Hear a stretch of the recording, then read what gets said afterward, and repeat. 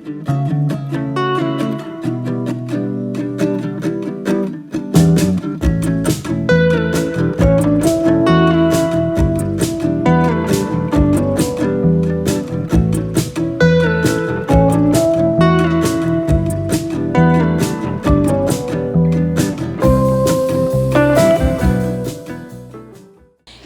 maalab at mapagpalayang hapon sa ating lahat and Happy Women's Month. It's my great pleasure and privilege to share with you some of my insights and ideas as we commemorate and celebrate Women's Month. So before I begin, here's the outline of my talk for this afternoon. So we'll be discussing about what does UPOU stands for, focused on women and all genders, and we'll be sharing some community engagement initiatives by the Faculty of Management and Development Studies. Siyempre, may mahalagang dahilan kung bakit tayo nagsa-celebrate ng Women's Month. So siguro dito ko sisimulan, at sisimulan ko sa tanong na bakit ba ang UPOU, ang buong bansa, at ang buong global community ay nagsa-celebrate ng Women's Month. So of course, first, Women's Month. This is an opportunity for everyone, especially in our modern society, to recognize, honor, and celebrate the contributions, the successes, and most importantly, the rights of women in our society. Masasabi natin na ang mga kababaihan ay may mahalagang papel sa ating lipunan. And ito ay sa bawat aspeto ng ating buhay. So, mula pagkabata, meron tayong mga kababaihan sa ating buhay. So mula sa ating mga tahanan, sa gobyerno, sa mga pribadong organisasyon, sa paaralan at universidad, sa negosyo, merong mga kababaihan na nagpapakita ng kahusayan, kakayahan at dedikasyon sa lahat ng kanilang ginagawa.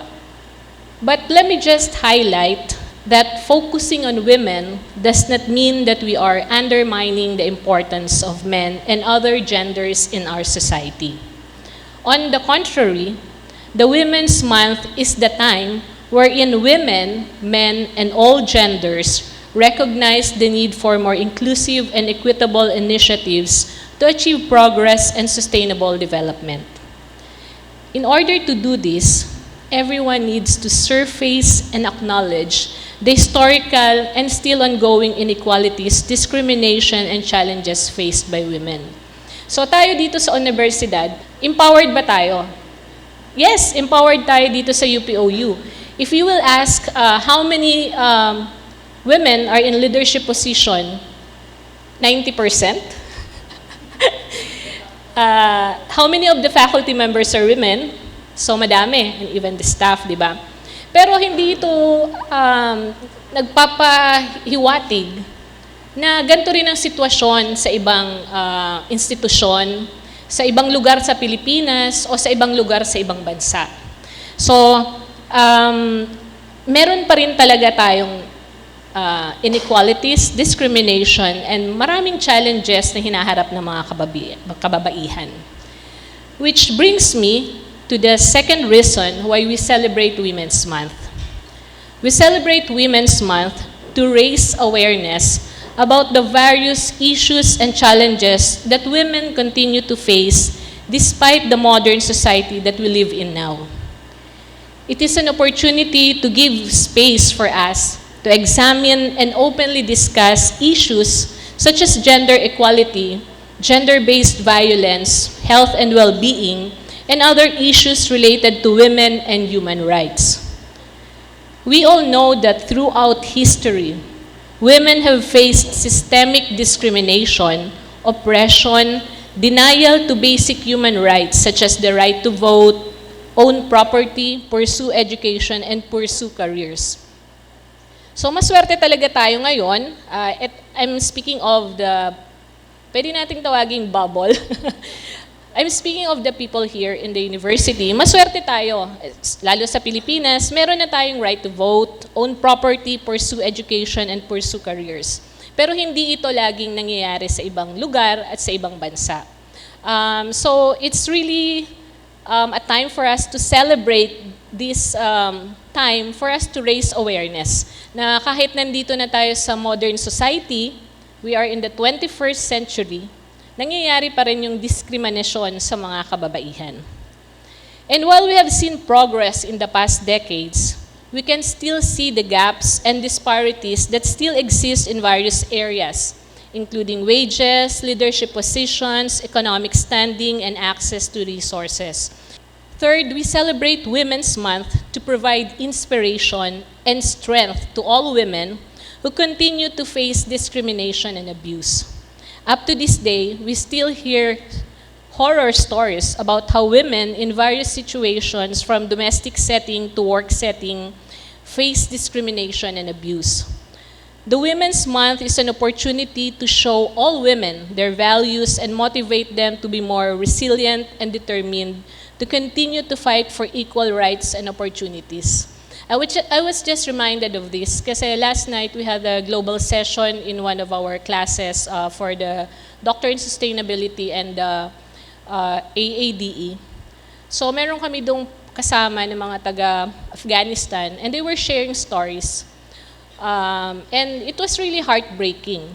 So you're in a global class and iba-iba yung pinanggagalingan nyo. So ito talaga yung mga real stories. So hindi talaga natin pwedeng sabihin na nandun na tayo. Mahaba pa yung tatahakin nating journey.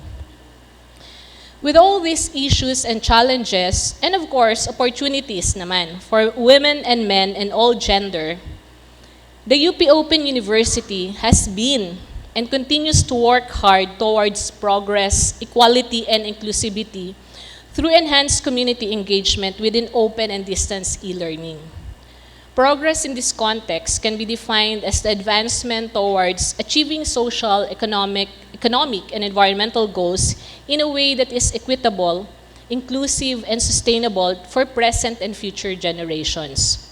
For UPOU, equality and inclusivity are the fundamental principles that guide its vision and mission. UPOU strives to create a learning environment that is accessible, equitable, and inclusive for all individuals, regardless of gender. UPOU's mission is to widen access to quality education and try to provide equal access to as many Filipinos as possible, regardless of gender, geographical location, or socioeconomic status.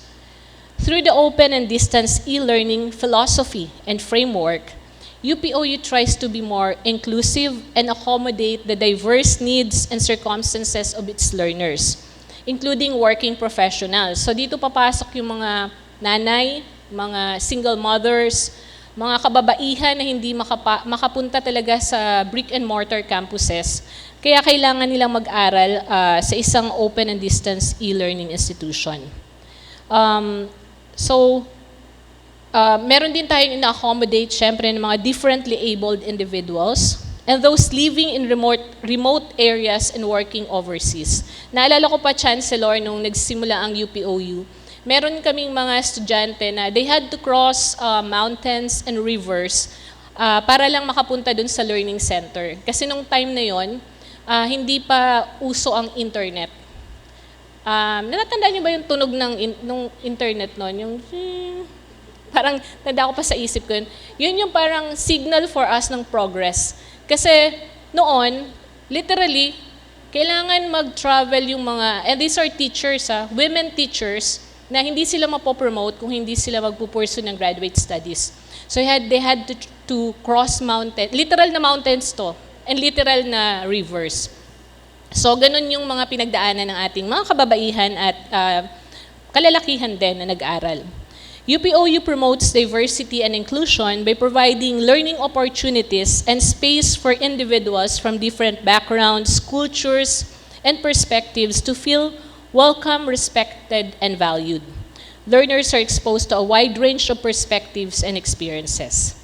Now, at this point, let me just share some of what we're trying to do para ma-concretize lang natin when we talk of community engagement within the open and distance e-learning framework.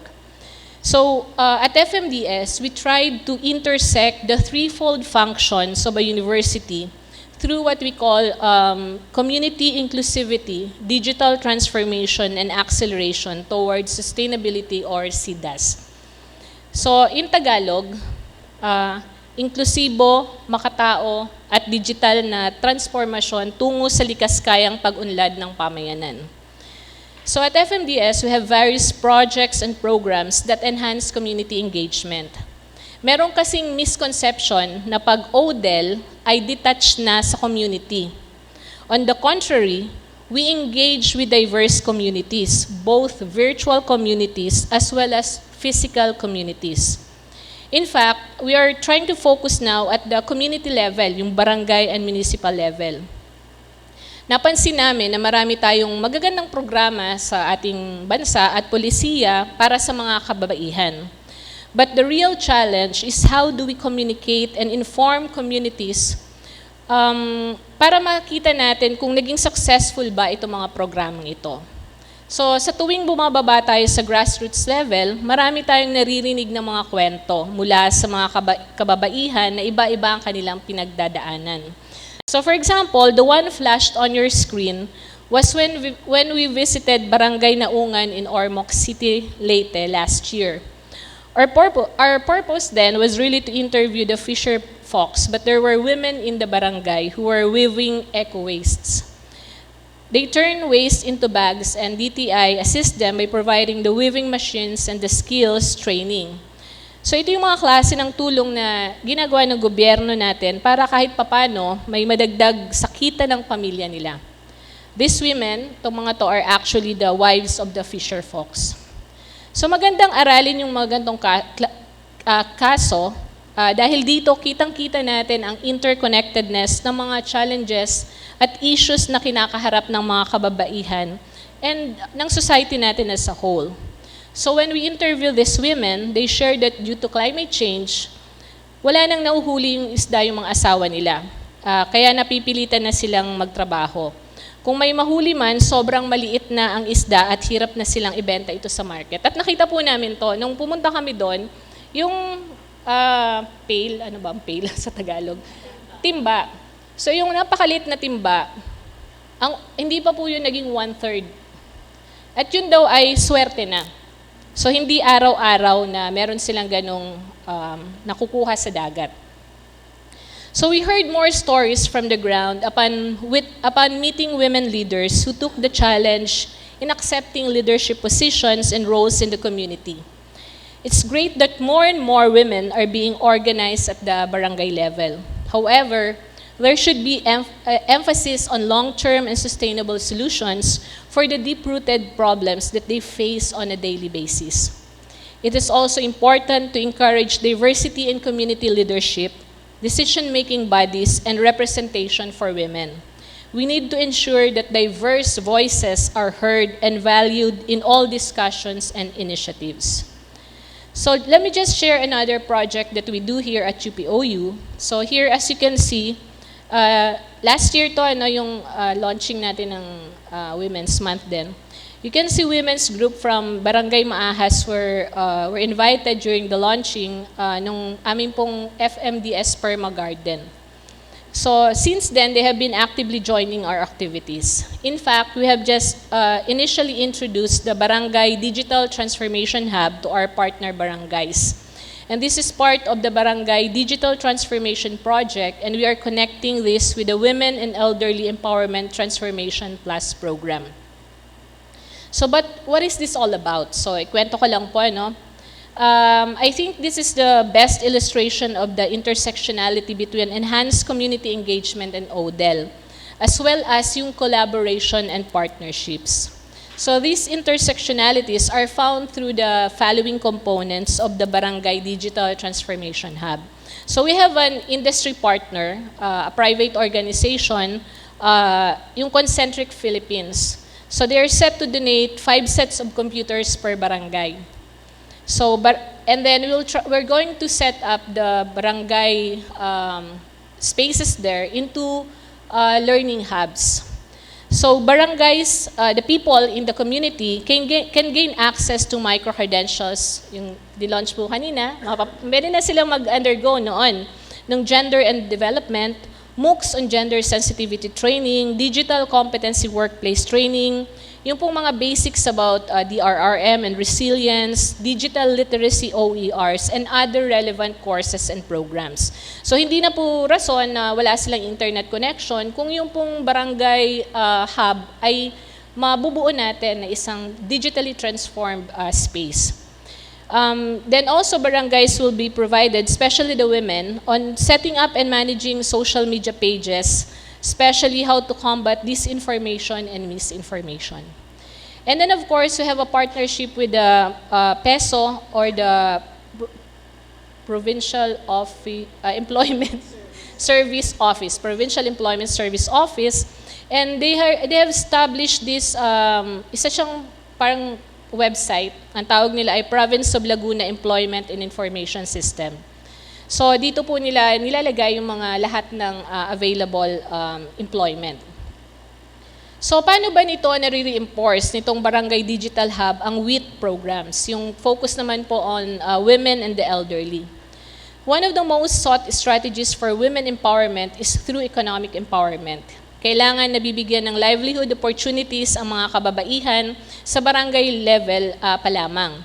So dahil dito sa ongoing partnership na to, ito yung isa sa pinaka-target nitong project na to. Ang maging accessible yung mga trabaho at mga kurso para sa kanilang naghahanap ng employment and entrepreneurship opportunities. So we're trying to equip them para ma-access nila itong mga resources na ito. So, if you can imagine, hindi na nila kailangan lumayo ng mga nanay natin, doon na lang sila sa barangay, they'll be able to get a job that can sustain their family's needs. So, minsan kasi yung mga design ng programs natin, hindi masyadong holistic. So, ito yung nagiging problema, we're used to working in silos. So, ito actually yung gustong i-address ng ating mga programs like the Doctor in Sustainability. So that's why kahit maraming opportunities out there, hindi naman maka-access sa mga stakeholders, lalo na yung mga kababaihan at mga elderly. Imagine minsan 60 years old pa lang, wala na siyang opportunity, napakabata pa at napakadami pang pwedeng gawin within the community. So magandang makapagsimula na tayo ng magandang programa. Kailangan nilang nating paigtingin pa at tumawid sa mga nangangailangan ng tulong at mga serbisyong ito. So let me take this opportunity to mention that these initiatives are actually can be done with other faculty of studies, so ang FICS and FED. So yung FED, we can offer ongoing professional development opportunities for teachers and administrative personnel dun po sa barangay level, focusing on topics such as cultural competency, anti-racism, LGBTQ+ inclusion, and inclusive teaching practices. And ganun din po sa FICS, we can advocate for digital inclusion by providing resources and support for individuals who face barriers.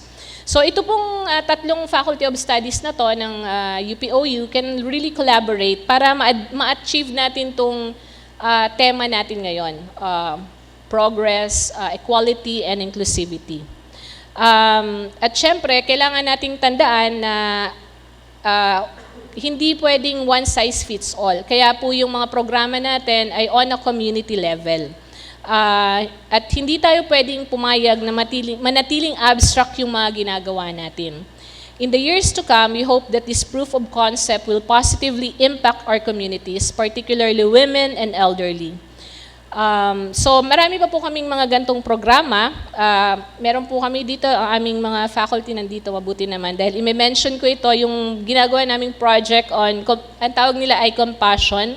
So ito yung, because there's a growing need for an intergenerational approach. Kailangan nating hindi in silo yung para sa mga matatanda at para sa mga bata. Kailangan intergenerational yung approach natin. So, kailangan maturuan, for example, ng mga kabataan, yung mga elderly in terms of digital skills. So, alam natin po kasi mga kababaihang tumatanda na sila po, batsi po ito sa pag-aaral, sa literature, sila po yung nagiging karamihang focus ng mga scams, attacks, cyber attack, ganon. So ito po yung gusto nating matutukan at matugunan dahil meron po tayong mga kapasidad dito sa universidad. So, and then lastly, gusto ko lang pong i-share ang another program on the community level that we're going to roll out. So we're trying to work with a community here, trolley community in one of our barangays here. So the main issue is on women in need of capacity in various child-rearing responsibilities, such as caring for children with special needs, combating illnesses, and addressing malnutrition. So, siguro sabihin natin, napaka-ambitious naman yan, di ba? Pero we can start small, di ba?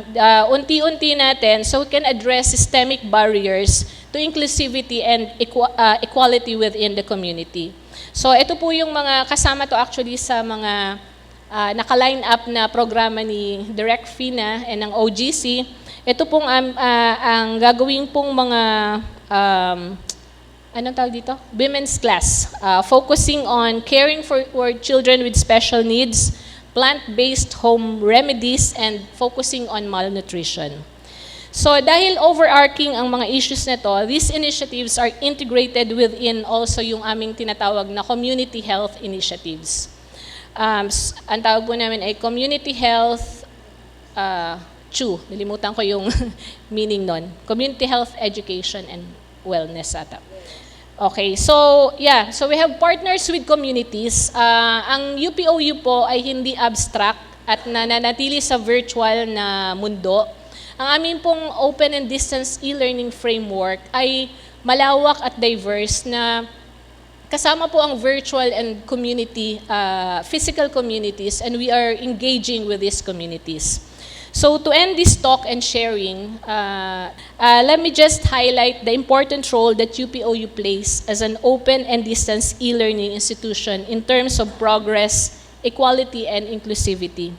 May these values always guide us in whatever endeavor and initiatives we do in our instruction, research, and public service functions. Maraming salamat po sa lahat.